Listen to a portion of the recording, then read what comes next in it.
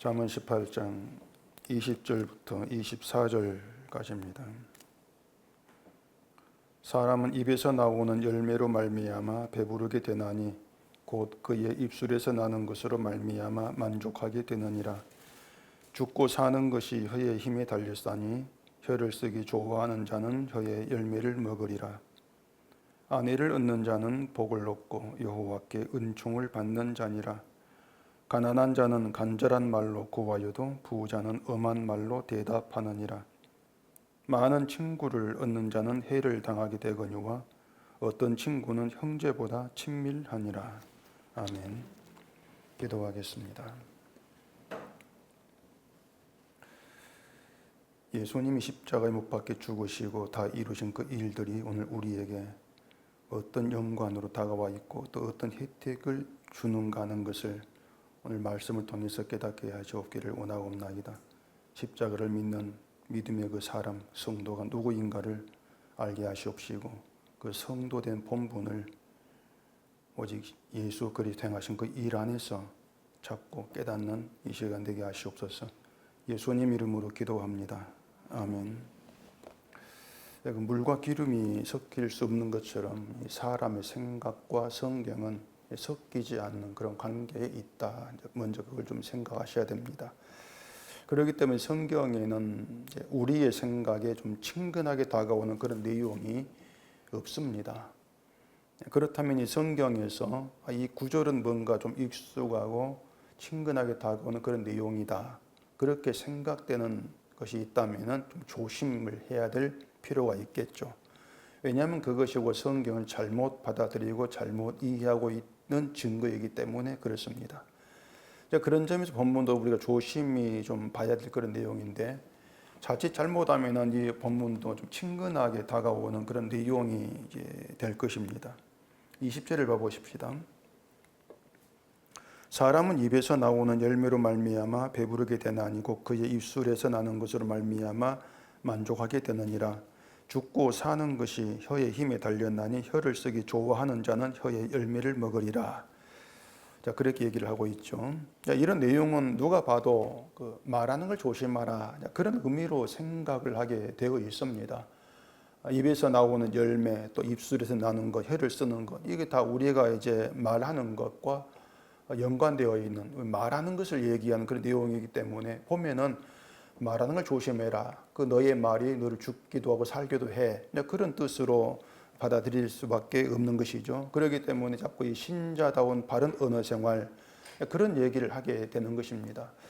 이 사람들은 자꾸 신자에게 신자다운 언행이 있다고 생각을 해요. 말도 신자다운 말이 있다고 생각을 하게 됐는데 그렇기 때문에 믿는 자는 이웃에게 말할 때에도 상처가 되는 말은 하지 않도록 조심해야 된다. 그런 것이 과연 거의 상식처럼 되어 있는 것이고 듣기 좋은 말 또 위로가 되고 힘이 되는 그런 말을 해야 된다. 그게 믿음의 사람이다. 그렇게들 많이들 알고 있는 것이죠. 교회도 이제 그런 말을 우리가 많이 하고 있고 또 많이 들을 수가 있단 말입니다. 특히 그 죽고 사는 것이 혀의 힘이 달렸다. 이러한 내용은 그 바른 언어 생활이 신자에게 아주 중요하다는 느낌을 또 갖게 하지 않습니까?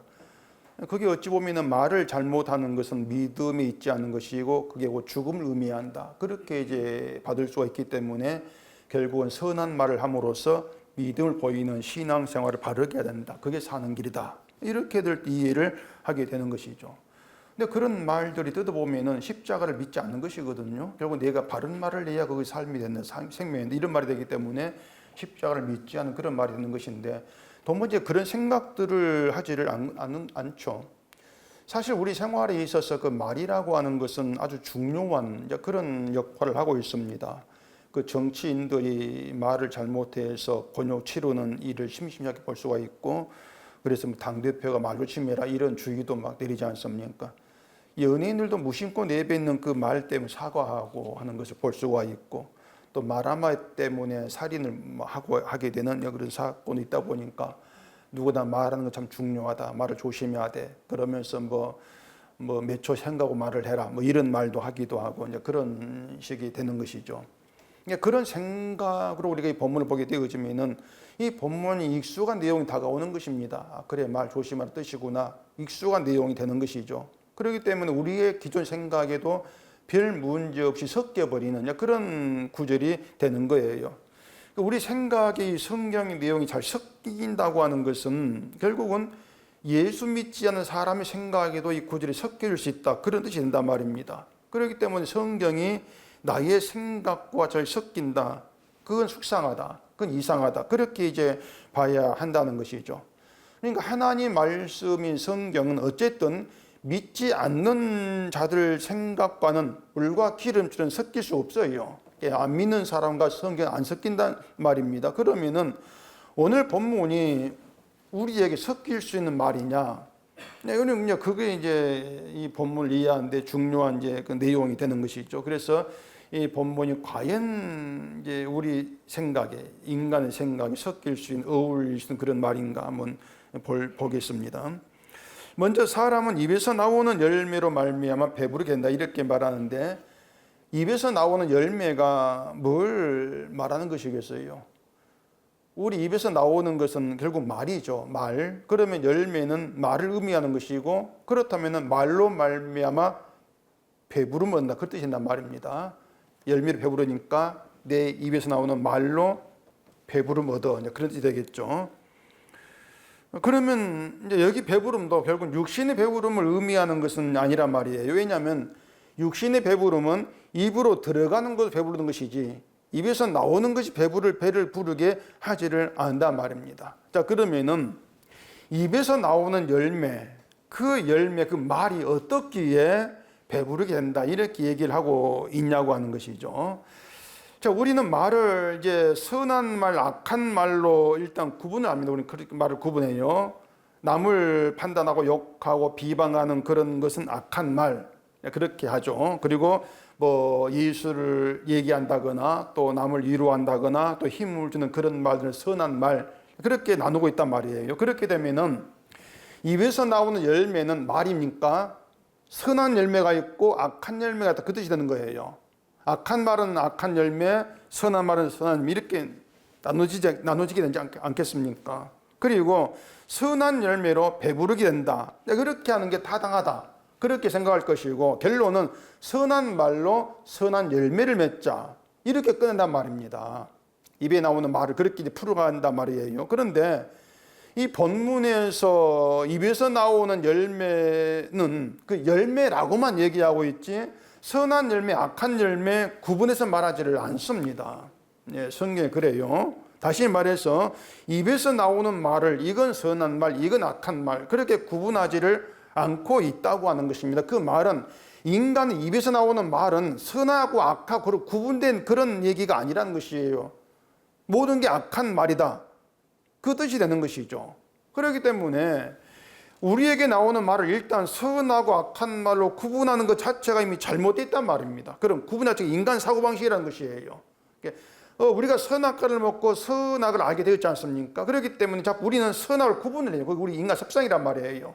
그러다 보니까 행동도 이건 선한 행동, 이건 악한 행동 구분하는 것이고, 말도 그렇게 악한 행동, 선, 이렇게 구분하게 되어 있단 말입니다. 그렇게 말을 선한 말, 악한 말 구분하면은 자연히 선한 말을 하는 사람은 선한 사람으로 규정되는 거예요. 그렇지 않겠습니까? 그러면서 이제 사람들은 선한 말을 하는 게 믿음이 있는 거, 그래 그 사람은 선한 사람, 이렇게 한단 말이에요. 그렇게 되면은 믿음의 증거가 선한 말로 드러난 게 돼버리는 것이란 말입니다. 선한 말이 믿음의 증거다. 이게 이제 기독교인의 생각이란 말이에요. 이런 경우 제가 항상 하는 말이 있습니다. 그러니까 선한 말이라고 하는 것이 믿는 신자, 기독교인만 할 수 있는 말이 그 뜻이란 말이에요. 선한 말이 신자만 할 수 있는 말이냐? 그건 아니거든요. 안 믿는 사람도 듣기에 참 선한 말, 위로가 되고 힘을 주고 가는 그런 선한 말을 많이 할 수 있단 말이에요.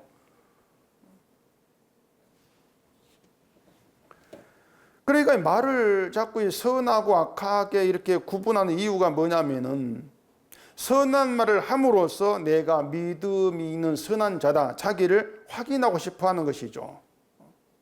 선한 사람이 선한 말을 하게 되어 있고 선하다고 하는 것은 믿음이 있다는 증거야. 그렇게 선한 말로 인해서 자기를 확인하고 싶어 한단 말입니다. 그리고 결국은 나는 믿음이 있구나. 선한 말을 내서 나는 믿음이 있구나. 그게 자기에게 만족이 되는 거예요. 자기 확인이 만족이 되는 것이죠. 그게 배부르게 된다 의미란 말이에요. 배부르게 된다. 그리고 입에서 나오는 열매로 자기를 확인하고 내가 믿음이 있어, 내가 선해, 그렇게 확인을 하고 그것으로 배부른단 말이에요. 내 만족이 되는 것이죠. 그래서 악한 말을 하지 말고 신자다운 선한 말을 합시다. 어느 교회라도 이런 어느 생활에 대해서 얘기를 하고 있겠지만은 그 말이 뭐냐면은 내 믿음, 내 선함, 내가 책임입니다. 그 뜻이란 말이에요. 내가 악한 말을 버리고 악한 말을 하지 않고 선한 말을 하는 그것이 믿음의 증거라면 그 증거는 내가 선한 말을 하면 되는 것이니까 내 힘으로 얼마든지 만들어낼 수 있는 증거가 되지 않겠느냐. 그래 믿음의 증거 내가 보이겠습니다. 이렇게 나온다는 얘기죠. 성경 그것을 십자가의 원수된 사고방식 이렇게 얘기합니다. 십자가의 원수다. 악한 말을 하지 말고 선한 말을 합시다. 이게 입에서 나오는 열매란 말이에요. 그럼 열매 특징이 뭐냐? 열매 특징은 모두가 다 자기를 위한 말입니다. 사람 입에서 나오는 모든 말은 자기를 위한 말이에요. 나를 위한 말이니까 그 말로 인해서 내가 만족하고 내가 배부름을 얻죠. 선한 말을 하자. 이런 것을 하나님을 믿는 어떤 믿음의 말을 하겠지만 그게 아니란 얘기입니다. 아까 얘기한 대로 하나님을 믿는 것이 아니라 자기를 믿는 것이다. 근데 교회에서 합시다, 이걸 합시다 이렇게 말하는 게 다 그런 것이에요. 자기를 믿는 거예요. 할 수 있다는 자기를 믿는 것이죠. 자기를 믿는 믿음이라고 하는 것이 바로 그겁니다. 내가 열매를 맺어야 한다고 생각하는 거예요. 그게 자기를 믿는 거죠. 내가 하나님 믿고 믿음이 내게 있으니까 그 믿음으로 선한 열매, 믿음의 열매를 맺어야 된다. 그렇게 알고 있는 것이란 말입니다. 거기에서 나오는 것이 선한 말을 합시다. 그런 말이 되는 거예요. 선한 말, 그것도 신자가 맺어야 될 선한 열매. 그렇게 이제 받아들이는 것이죠. 그런데 믿는 사람이기 때문에 믿는 사람으로 맺어야 될 열매가 있다. 그렇게 생각을 한다면 그건 신자가 아닌 겁니다. 그건 성도의 생각이 아니란 것이에요. 그 예수님이 열매에 대해서 말씀하신 것이 있습니다. 누가복음 6장 가보십시다. 누가복음 6장 43절입니다. 못된 열매 맺는 좋은 나무가 없고 또 좋은 열매 맺는 못된 나무가 없느니라. 나무는 각각 그 열매로 아나니 가시나무에서 무화과를 또는 찔레에서 포도를 따지 못하느니라.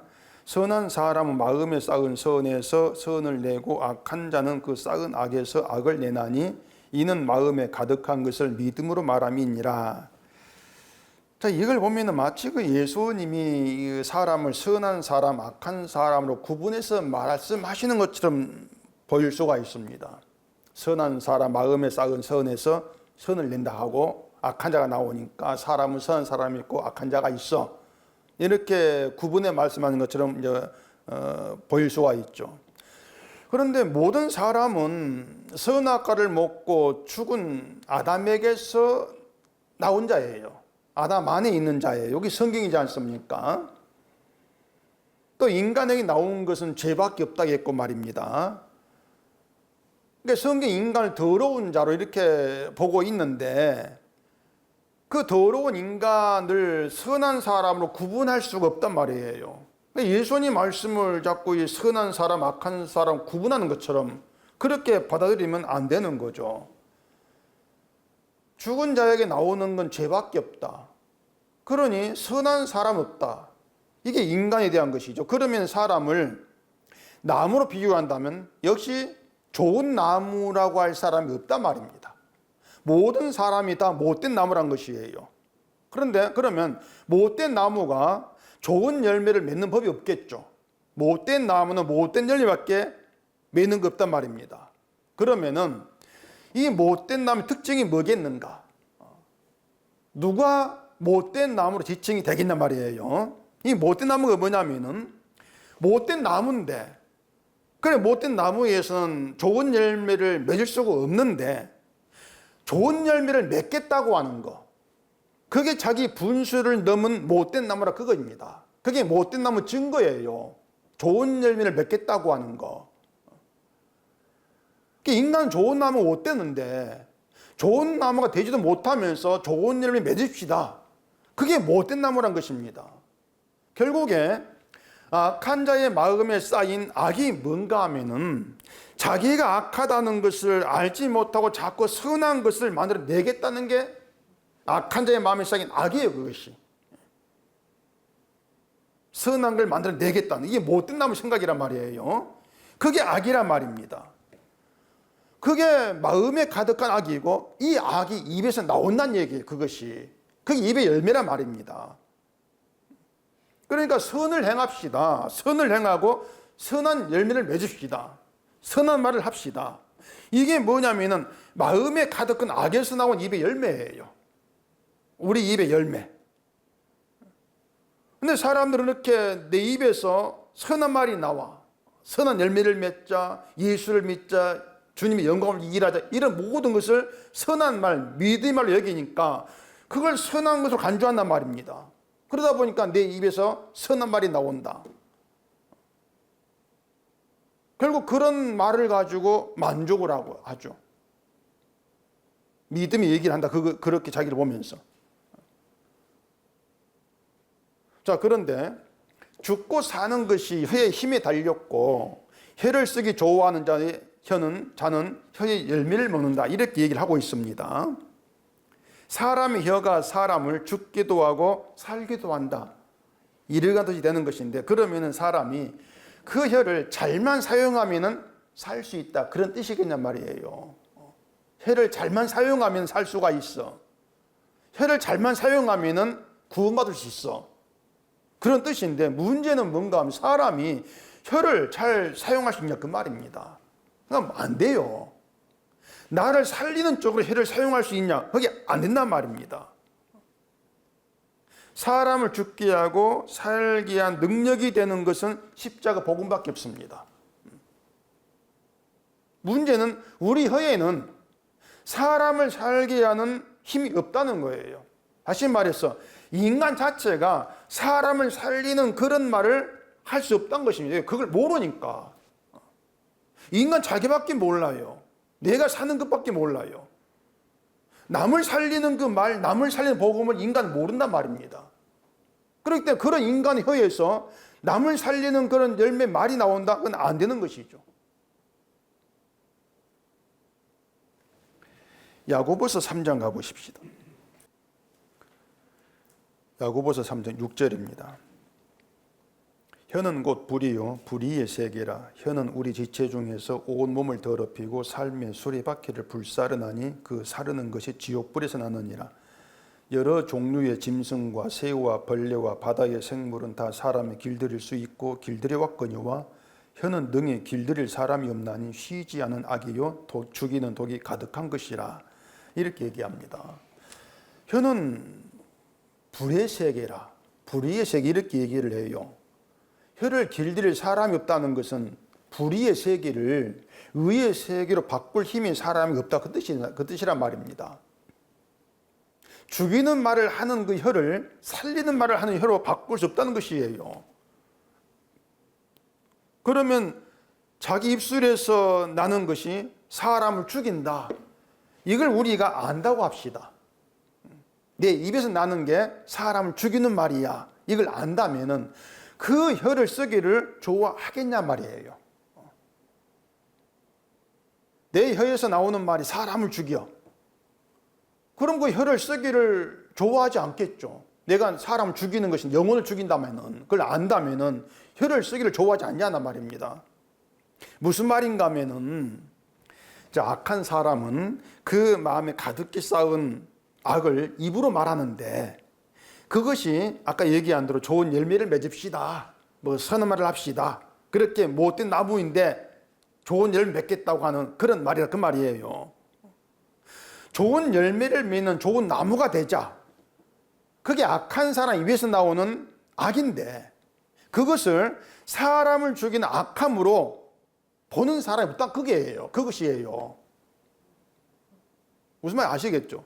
교회가 지금 하고 있는 말이 그렇지 않습니까? 좋은 열매를 맺읍시다. 그 열매로 주를 기쁘게 합시다. 이걸 선한 말로 여긴단 말입니다. 그런 말들이 결국은 십자가를 믿지 않게 하는, 예수를 바라보지 않게 하고 나를 바라보게 하는 죽이는 말인데 그걸 모르기 때문에, 그 악한 말을 모르기 때문에 그런 혀를 쓰기를 좋아하는 거예요. 아시겠죠? 결국은 무엇이 사람을 죽이는 악한 말인가? 그걸 모르게 되어지면은 어떤 믿음이라 생각되는 그런 말들, 인간으로 어떤 뭔가를 합시다는 그런 말들, 그런 말을 성경적인 것을 알 거야 하냐 말이에요. 그럼 그 말을 하는 걸 정당하게 얘기했죠. 그게 혀를 쓰기를 좋아하는 것으로 얘기한단 말입니다. 자, 그러면 좋은 열매를 맺읍시다 이렇게 얘기를 했습니다. 그런데 하나님 보시기에 좋은 열매를 맺지 못했다 어떻게 되겠습니까? 베드로전서나 계시록에 보면은 행위대로 심판하신 하나님 얘기예요. 행위대로 심판하신다. 행위대로 심판하신다면은 자, 좋은 열매를 맺자고 했으면 좋은 열매를 맺었는가? 그걸 보신단 말이에요. 너 좋은 일 맺겠다 하겠지? 그럼 맺었어. 그걸 보시고 심판하신다는 얘기죠. 결국은 좋은 열매를 맺었으면 천국 가겠죠. 맺지 못했으면 어떻게 되겠습니까? 지옥 간다 그런 얘기예요. 행위로 심판하니까. 그런데 좋은 열매를 맺을 인간이 없다 그랬으니까 결국은 좋은 열매를 맺자. 그 혀를 쓰기를 좋아하는 것으로 인해서 죽음에 들어가요. 그게 혀의 열매를 먹는다 그 뜻이란 말입니다. 혀의 열매를 먹는다. 결국은 우리는 입에서 나오는 것으로 늘 죄인됨이 드러나고 있습니다. 입에서 나온 열매를 말미암아서 죄인됨이 드러나요. 그런데 죄가 무언가를 알지를 못하기 때문에 나에게서 선한 것이 나올 수 있다고 착각하는 것이고 그것으로 만족감을 얻고 배부르게 하는 그런 인간됨을 얘기하고 있는 거예요. 20절, 21절이. 늘 자기 신앙생활로 만족을 얻으려고 하는 것이죠. 자, 그럼 이제 22절 봐보십시다. 아내를 얻는 자는 복을 얻고 여호와께 은총을 받는 자니라. 만약에 남자가 1000명이고 여자가 1명인 그런 세상이 있으라면은 아내를 얻는 건 1000대1 경쟁을 이긴 것이니까 복이다, 은총이다 그런 말을 실감할 수 있을 것입니다. 근데 지금 세상에서 뭐 아내 얻는 걸 가지고 복을 얻었다, 하나님께 은총 받았다 이렇게 할 남자가 없습니다. 복과 은총은 하나님으로부터 오는 것이죠. 그럼 아내가 복이고 아내가 은총을 얻은 것이라면 아내는 하나님으로부터 오는 여자가 돼요. 그리고 복이든 은총이든 우리는 하나님께로부터 뭔가 받을 자격이 없죠. 그렇다면 남자가 아내를 얻게 되면은 나는 아내를 얻을 자격이 없는데 아내를 얻었습니다. 그런 자세의 정도는 가져줘야만이 아내가 복을 얻은 것이고 은총을 받은 것이 되는 거예요. 아내들 자기조차가 나게 없다 그 말이죠. 그러면은 이런 남편 되십시다. 되겠습니까? 그런 남편은 없습니다. 꿈에도 안 나올 거예요. 없어요. 뭐 우리나라에도 뭐 사랑꾼으로 유명한 연예인 남편들 뭐 TV 나오는 것도 있는데 뭐 그것도 아내가 이쁘니까 그 정도로 하고 있는 것이지, 만약 아내가 바람 피우고 도박해가 재산 다 탕진해버리고 그런데도 지킬 사람 없습니다. 얻었다고 하는 것은 누군가로부터 받아 가진 거예요. 누가 줘서 받은 거예요. 그게 얻었다 그 뜻이란 말입니다. 누군가 주지 않으면 얻을 수가 없는 거죠. 따라서 얻었다고 하는 그 말에는 내 힘이 빠져야 돼요. 내가 잘나서 얻었어. 그게 빠져야 돼요. 그게 얻었다는 의미가 되는 거예요. 만약 내가 내 힘을 가지고 다른 사람에게 있는 것을 내 것으로 받았다면 그건 얻은 거냐를 뺏은 것이죠. 그래서 아내를 얻는 자, 이 말의 뜻은 아내는 하나님이 내게 준 아내이지 내가 잘나서 내 힘으로 얻은 아내가 아니다. 그 의미가 지금 담겨 있단 말입니다. 다시 말하지만 이것을 남편이 아내를 바라본 시각이 돼야 된다. 그렇게 해석하기 때문에는 여자 입장에 듣기 좋은 말이죠. 아내 입장에서는. 근데 그 가능성이 1%도 없다 그 말이에요. 그렇게 할 남자 없단 말입니다. 남자들이 바라보는 아내는 그냥 내가 사랑해서 결혼한 여자일 뿐이에요. 물론 그것도 세월 지나다 보면은 이제 사랑이 정으로 바뀌죠. 그래, 사랑으로 사는 정으로 살지 뭐 이렇게 말도 하는데, 어쨌든 남편에게 아내는 그저 당연하게 내 옆에 있는 그냥 그런 여자로 바라보게 되는 거죠. 당연히 내 옆에 있는 여자예요. 당연하게 내 옆에 있는 여자이기 때문에 복이나 은총으로 본 시각이 없단 말입니다.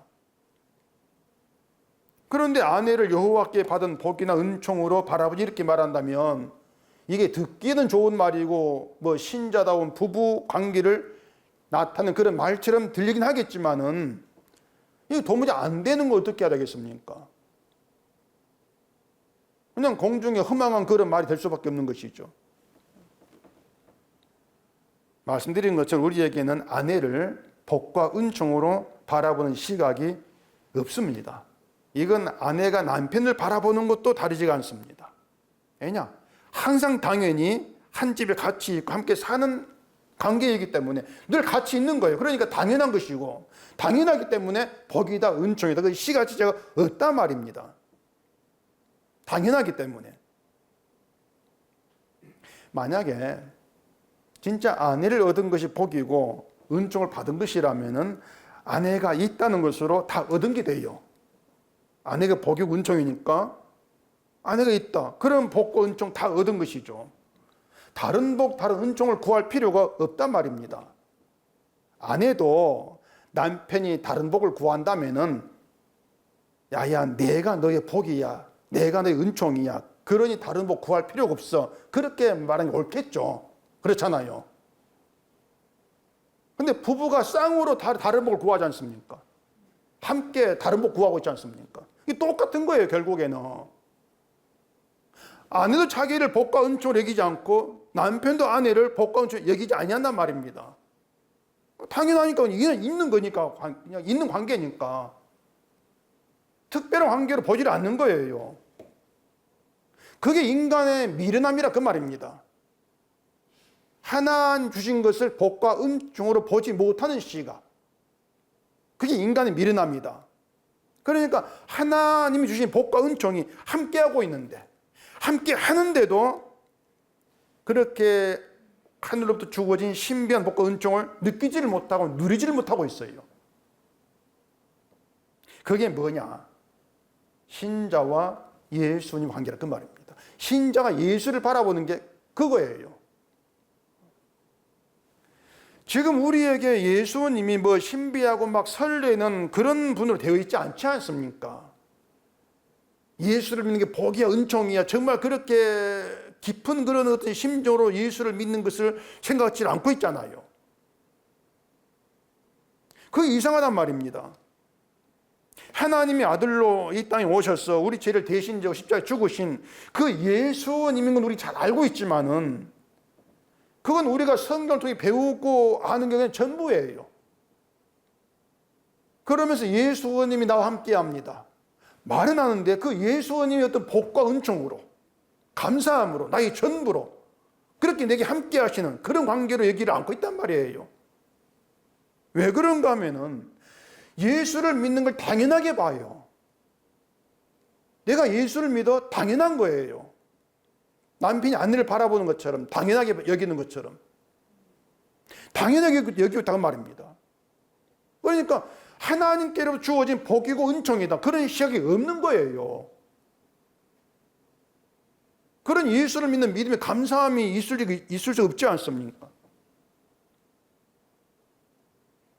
당연하다. 다른 말로 말하면 예수님에 대해서 우리가 너무 익숙해 있다 그 말입니다. 너무 익숙해져 있어요. 교회 와서 뭐 설교 들을 때 예수 설교 듣고 십자가 얘기 듣고 내가 예수를 수십 년 믿어오고 하다 보니까는 그 예수님이 내게 아주 익숙해져 있단 말이에요. 오늘 내게 새로운 분으로 다가오지를 않아요. 오늘 내게 하나님 허락하신 복의 은총의 분으로 그렇게 여기지를 않아요.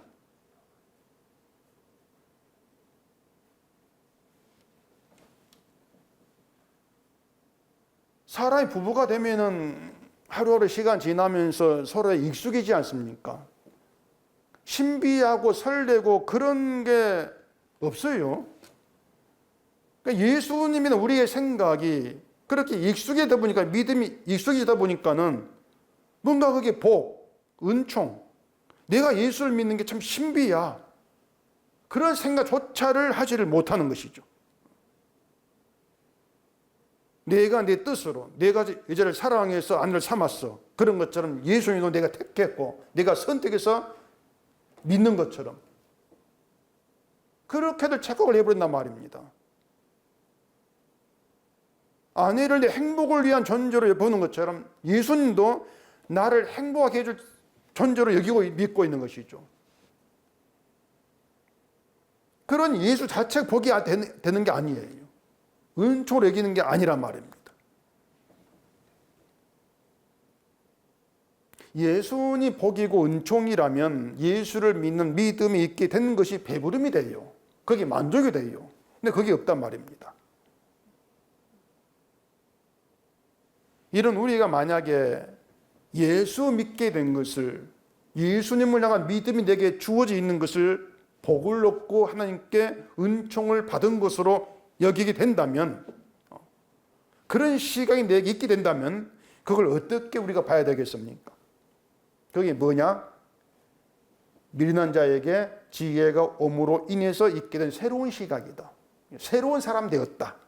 이렇게 봐야 될 문제란 말이에요. 쉽게 말하면 지혜란 말이죠. 예수님을 나의 복, 나의 은총으로 그렇게 여기지 않는 게 미련한 자의 우리 시각이에요. 익숙하게 당연하게 보고 있고 자꾸 예수를 믿으면서 다른 복을 구하는 게 미련한 인간의 그게 모습이란 말입니다. 그런 미련한 자가 지혜가 오게 되어지면은 그 예수님이 날마다 나에게 새로운 복이고 은총이라는 사실을 알게 되고 믿는 그 믿음이 그게 지혜란 말이에요. 지혜 있는 자. 지혜로 인해서 나의 미련함, 내 악함에 눈을 뜨게 되기 때문에 결국 그 사람은 선한 말을 합시다, 선한 열매를 맺읍시다 이런 말을 하지 않게 되는 것이죠. 그리고 십자가에 이루신 주의 일만 얘기하겠죠. 그 말은 사람 입에서 나온 말이 아니고 사람 혀의 열매가 아니라 사람의 입술의 열매도 아니에요. 좋은 나무가 좋은 열매를 맺은 그 좋은 열매로서의 모습이라 그 말입니다. 좋은 나무가 맺은 열매예요. 그 좋은 나무는 예수를 얘기하죠. 사람을 얘기하는 것이 아니고 예수님이에요. 예수님이 맺은 좋은 열매가 성도란 말입니다. 그리고 성도는 자기 열매로 예수님이 맺은 열매로 보기 때문에 열매를 맺지 나오지 않지 않습니까? 자기를 나음으로 착각한 사람이 열매를 맺자 나온 것이지 자기 열매로 안다면 열매를 맺자 그런 말을 안 해요. 그러니 성도는 열매를 맺자는 말을 안 하는 것이죠. 왜? 자기 열매니까. 그게 좋은 열매란 말이에요. 예수를 맺은 좋은 열매. 예수께 속한 열매이기 때문에 그 열매는 십자가 이루신 주의 일만 증거하게 되어 있다. 이게 지혜 있는 자고 이들이 성령으로 인해 새롭게 된 성도라. 이렇게 드러나진단 말입니다. 그래서 성도는 인간의 힘으로는 만들어질 수 없는 하늘의 존재예요. 하늘에 속했다고 하는 것은 세상 것으로는 판단치 못한다 그 뜻입니다. 세상 것 가지고는 성도를 판단할 수 없는 거예요. 그런데 성도라고 하면서도 자기 스스로 이 세상 것을 기준으로 자기를 판단한다? 그게 뭐겠습니까? 성도됨의 가치를 모르는 거죠. 그 가치를 스스로 무시하고 팽개치는 것밖에 안 돼요. 이게 또 23절과 연결됩니다. 23절 봐보십시다. 가난한 자는 간절한 말로 구하여도 부자는 엄한 말로 대답하느니라. 자, 가난하다는 것은 가진 것이 없는 사람이겠죠. 부자는 가진 것이 있는 자입니다. 그래서 이제 가난한 사람은 내게 없는 걸 구해야 되니까 간절하게 되어지겠죠. 부자는 가난한 사람이 구하는 건 다 자격이 있으니까 엄한 말로 이제 대답하게 된다. 그렇게 일단 볼 수 있습니다.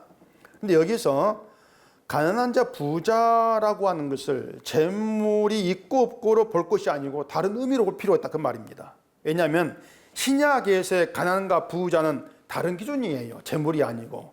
그렇기 때문에 다른 기준을 가지고 볼 필요가 있습니다. 마가복음 10장 가보십시다. 마가복음 10장 46절. 그들이 여리고에 이르렀더니 예수께서 제자들과 허다한 무리와 함께 여리고에서 나가실 때에 디메오의 아들인 맹인 거지 바디메오가 길가에 앉았다가 나사렛 예수시란 말을 듣고 소리질러 이르되 다윗의 자손 예수여 나를 불쌍히 여기소서 하거늘 많은 사람이 꾸짖어 잠잠하라 하되 그가 더욱 크게 소리질러 이르되 다윗의 자손이여 나를 불쌍히 여기소서 하는지라. 자, 바디메오라는 맹인이 등장해서 나를 불쌍히 여기소서 이렇게 예수께 이제 구합니다. 예수님에 대한 소문을 들었으니까 예수님이면 나를 고칠 수가 있겠다. 그런 믿음으로 간절히 구하는 것이죠.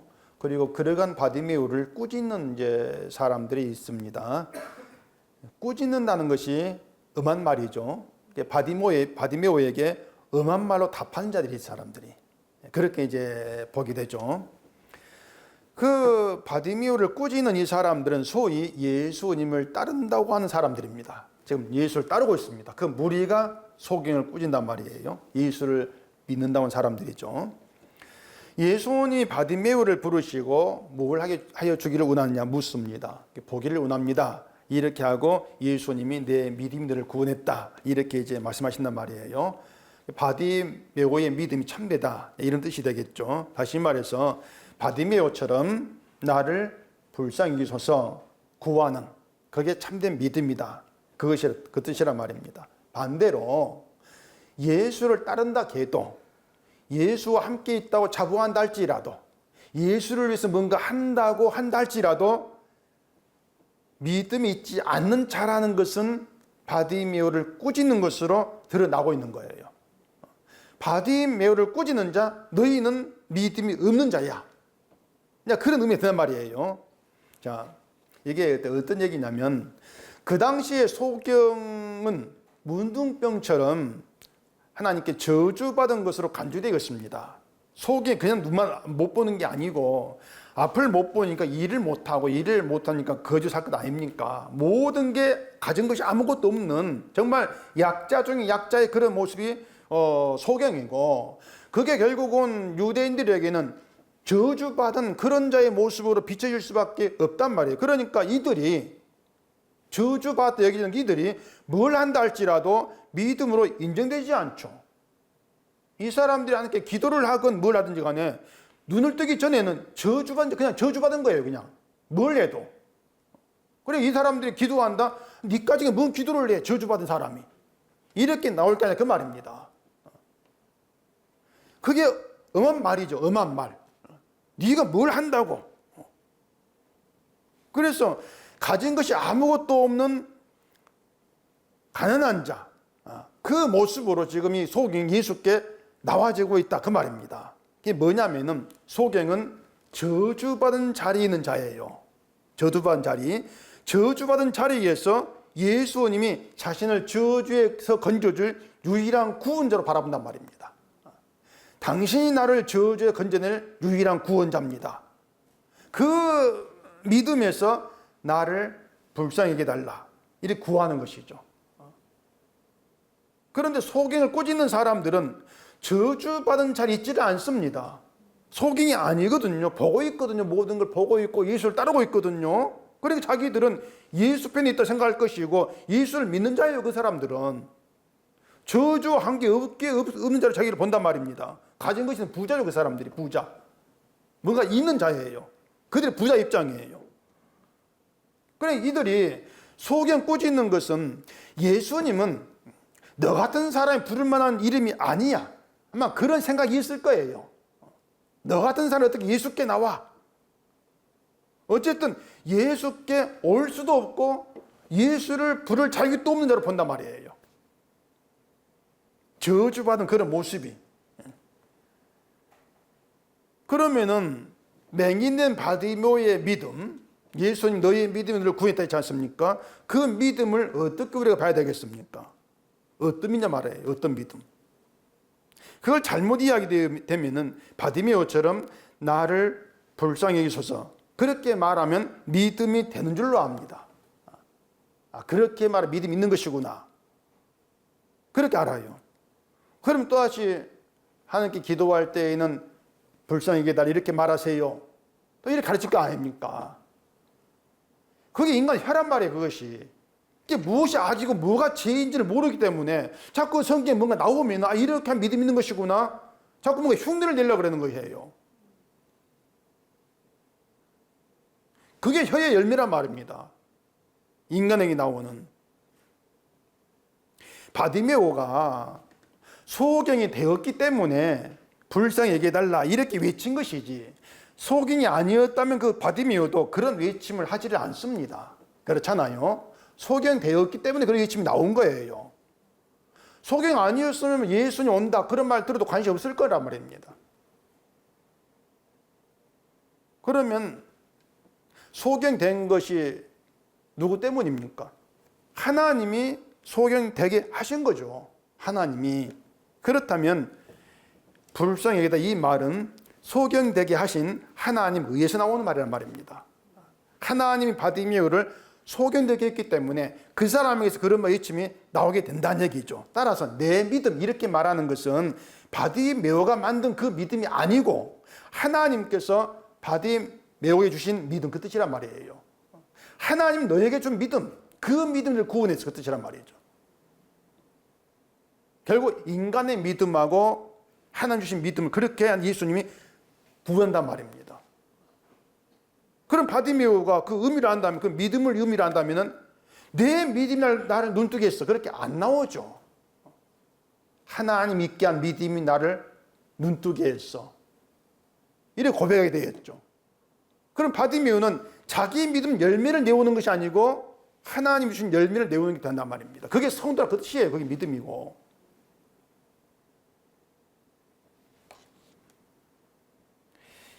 인간의 믿음은 자기를 가진 자로 보게 합니다. 늘 뭔가 하고 있고 바른 자로 보게 해요. 나의 믿음은. 왜냐하면 내 믿음 가지고 나를 보면은 선한 말도 하고 있고 기도도 하고 있고 교회 잘 나오고 있고 그렇기 때문에 뭔가 자꾸 가지고 있지 않습니까? 하고 있는 게 있단 말이에요. 그럼 그런 내 시각으로는 뭔가 저 사람 없어, 하지를 안 해. 그럼 그 사람 꾸짖는 것이죠. 신앙생활 열심히 한 사람이 뭔가 잘못한 사람 꾸짖는 것과 같단 말이에요. 왜 당연히 이렇게 안 하는가? 그게 인간의 믿음이란 말입니다. 바디메오는 한 사람이에요. 한 사람이고 예수님을 따른 사람들은 많았습니다. 무리였죠. 그런데 예수님은 바디메오 한 사람 믿음을 참된 믿음으로 인정합니다. 그러면서 예수님을 따르는 무리의 믿음은 부정해 버립니다. 그 무리들은 그들이 알고 있는 그 믿음, 바디메오의 저주의 자리, 그걸 모른 상태에서 자기들 믿음을 믿음으로 한주한다면 그 믿음으로 어떻게 되겠습니까? 지옥 가겠죠. 믿음이 아니니까. 그러니까 그 예수님을 따른다고 하는 그 사람들을 지금으로 얘기하면 교회에 나오면서 예수를 믿고 따른다고 자부하는 그런 사람들 보자 그 말입니다. 예수를 위해서 일을 하고 있고 열심히 뭔가 하면서 믿음을 자랑하고 있는 그런 사람들, 그게 예수 주변의 무리들이었단 말이에요. 이들 무리는 서로 믿음을 칭찬하려고 인정할 것입니다. 자기가 가진 기준 가운데에서 인정할 거예요. 서로 열심히 하면서 아이고 집사님 믿음이 참 좋습니다. 아이고 뭘요 집사님 믿음 더 좋지. 끼리끼리 부추 장구 쳤기란 말이에요. 서로 인정하고 서로 칭찬을 하고. 근데 그걸 두고 해를 당한다 이렇게 얘기하고 있는 것이 24절이에요. 24절 보십시다.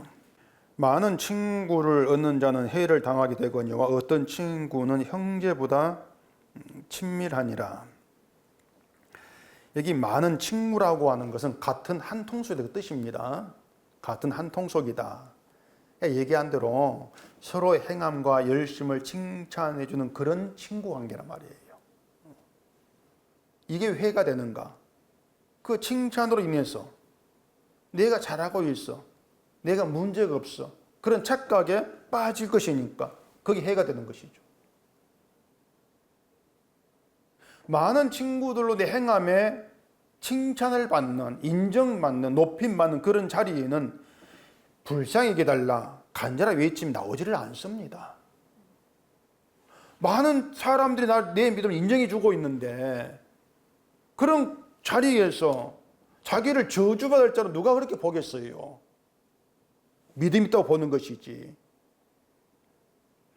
그런 데 보면은 저주가 나의 본래 자리다.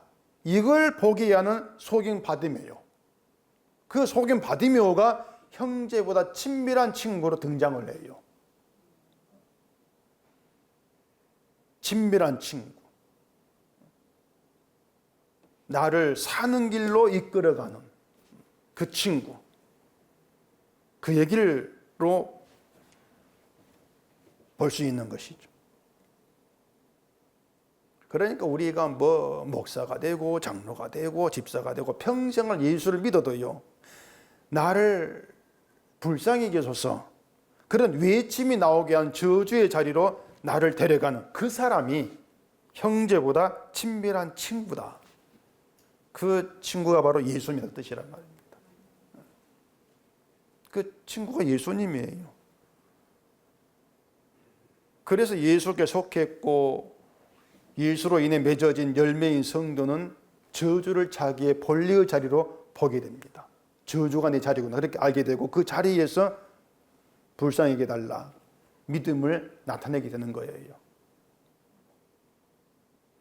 하나님이 좀 믿음이 있으니까 그 믿음이 그렇게 드러나는 것이죠. 그 믿음의 자리는요, 그 저주받은 자의 자리, 그 믿음의 자리는 아무것도 가지지 않은 가난한 자의 자리예요. 아무것도 없는 가난한 자의 자리이기 때문에 나의 것이 아니라 아무것도 없는 내 것인 내할 게 뭐가 있겠습니까? 내 것이 아니고 예수님이 이루신 예수님이 일만 내어놓고 자랑하게 된다 그 말입니다. 그게 성도거든요. 이것은 사람 입에서 나온 열매가 아니에요. 예수를 자란 그 말은 내 열매가 아니죠. 혀의 열매가 아니고 좋은 나무 예수님으로 인해 맺어진 열매란 말입니다. 그들이 성도다. 그래서 성도에게는 자기 열매가 없기 때문에 자기 것이 나오지 아니한다. 그 특징이 있습니다. 그게 성도입니다. 그런데 자꾸 열매를 맺자 이렇게 나온다는 것은 내가 열매다는 것을 스스로 부인하는 것이고 악한 것만 가득한 인간이 선한 열매를 맺자 그러니까 그게 못된 열매다. 그렇게 드러나진다는 것이죠. 그래서 못된 열매로서 혀의 열매를 먹는 심판을 받는다. 그 얘기예요. 우리가 예수를 믿는 이 일에 익숙해지면 안 되는 겁니다. 우리에게 익숙한 것은 늘 못된 열매예요. 악한 것만 가득해서 악한 것만 내어놓는 우리 익숙한 겁니다. 죄가 익숙해요. 그런 우리가 예수님에게 그 저주의 자리가 내 알고 나를 불쌍히 해달라. 나를 저주에 건지신 예수로 알고 믿게 되어지는 것은 우리의 익숙한 일이 아닙니다. 하는 일이 망해서 나를 좀 불쌍하게 봐달라 이렇게 말은 할 수 있겠지만은 그건 다시 가지게 해달라는 것이겠죠. 가지게 해달라 그 뜻이죠. 불쌍하게 해달라는 것은 뭔가 가진 자 되게 하려는 것이 아니고 그냥 예수로 인해서 저주에 건진받는 거, 그것만 소망을 두고 있는 거죠. 나의 본래 자리 저주입니다. 그 자리에서 불쌍히 구하는, 그걸 예수께 구할 수 있는 그것이 하나님 주신 복이고 은총이란 얘기예요. 나에게 그런 외침이 나온다. 그게 너의 복이다. 은총이다. 그 복과 은총에 익숙일 수 없단 말입니다. 우리는 늘 새로운 복이고 새로운 은총이 되는 것이죠. 그렇기 때문에 그 복으로 오신 예수님은 남편이 아내를 보는 것처럼 당연하게 익숙하게 보는 그런 관계가 될 수 없는 거예요. 이것이 하나님 주신 우리의 믿음이고 이 믿음이 우리를 구원합니다. 여러분께 이 믿음이 있다면은 그 믿음이 복이 은총이라는 것, 이것을 아시고 감사하는 것, 그게 성도됨이라는 것을 좀 마음에 두시기를 바랍니다. 기도하겠습니다. 우리 아버지 하나님, 은혜를 감사합니다. 주 안에서 누린 은혜가 무엇인지를 말씀을 통해서 알게 되어집니다. 우리가 믿는 예수가 아니고 믿게 되어진 예수님이고 그 믿음은 하나님께 주신 믿음으로 인한 것입니다. 그 예수님 우리에게 익숙하고 당연한 분으로 다가오는 것이 아니고 늘 새로운 분, 생소한 분으로 다가오셔서 그 예수님이 날마다 복이고 은총이 되어지게 하시고 오직 그 예수로 맺어진 열매만 드러나는 성도로 살게 하시옵소서. 예수님 이름으로 기도합니다. 아멘.